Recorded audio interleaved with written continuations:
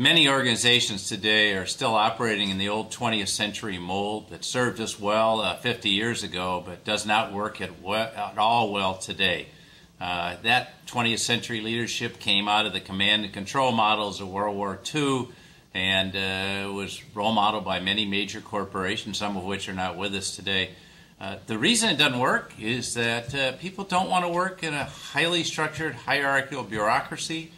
They're not innovative, they're not creative, and they're not able to sustain their growth.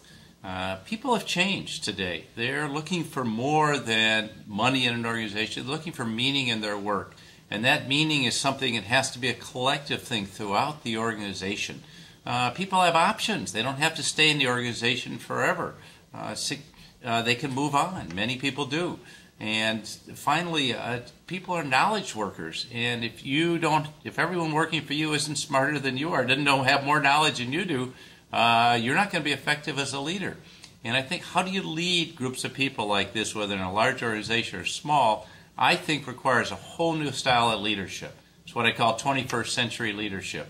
It starts with the most challenging role of any leader today is to align people around the mission and values of the organization.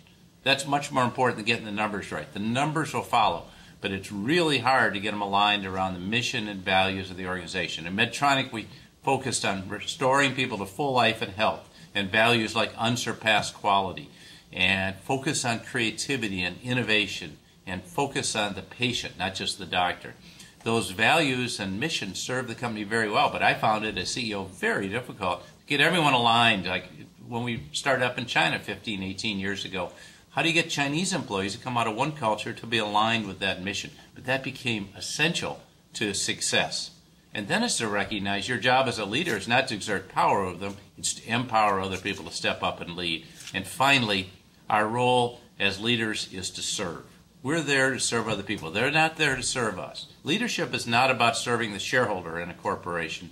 Leadership is about serving the customer, and that's what motivates employees. That's what turns them on. They don't get excited about getting the stock price up or even making quarterly earnings.